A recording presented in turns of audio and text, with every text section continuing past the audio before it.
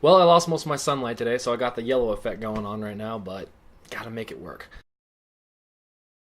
Today we watched Vanilla Sky, starring Tom Cruise, Cameron Diaz, Penelope Cruz, Kurt Russell, Michael Shannon, Jason Lee.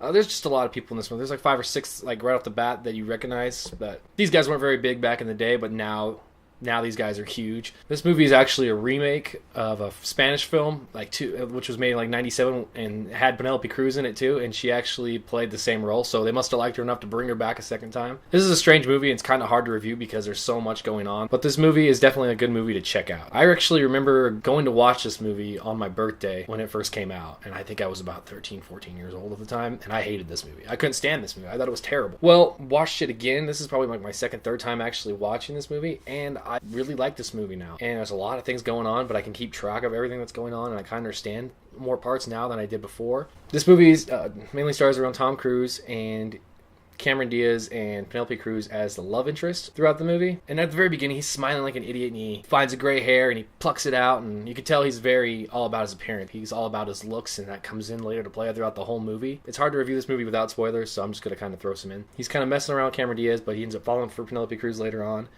And you're trying to keep track of who's with who and what's going on between them. Jason Lee is Tom Cruise's best friend in this movie, and Tom Cruise isn't a very good friend, you find out.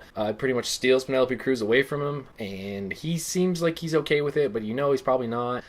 He meets Cameron Diaz, and he kind of messes around with her for a while, and bad shit goes down, and she almost kills him. And then they skip around a lot to certain scenes where he's in jail, and Kurt Russell is talking to him, and he kind of sees a father figure in him, and he likes that because he never really had his father growing up. Not much was mentioned about him. So let's sum this movie up. Rich playboy. Something bad happens to him. Tries to get his life on track.